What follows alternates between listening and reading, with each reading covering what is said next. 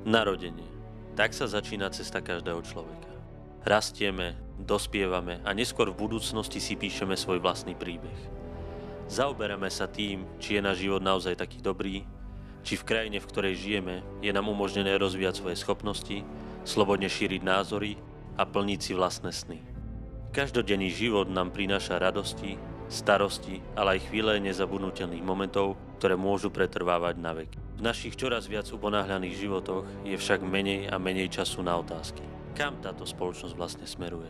Aká je úloha jednotlivca vo verejnom živote? A vlastne, ako by mala vyzerať naša krajina a spoločnosť? Mám pocit, že podobné otázky z úst mojej generácie už prakticky vymizli a ľudí akoby nezaujímalo, že rozvoj našej spoločnosti závisí od každého z nás. Mám pocit, ako by sme už úplne rezignovali, čo sa týka napredovania, víziev a skutočných činov.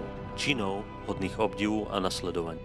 História je mi svedkom, že práve takýchto ľudí naša spoločnosť najviac potrebuje. Prestaňme už konečne hľadať neexistujúce istoty, s ktorými sa na politici len a len vysmievajú, a poďme sa už zapojiť do budovania niečoho, z čoho budú mať nasledujúce generácie príklad a povedia si: a ja chcem pre túto krajinu niečo urobiť.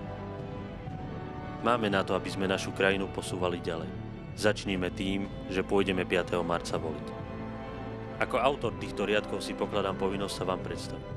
Volám sa Vladimír Feľbaba, kandidujem v týchto voľbách pod číslom 94 v rámci hnutia Oľano Nová a nie je mi to jedno.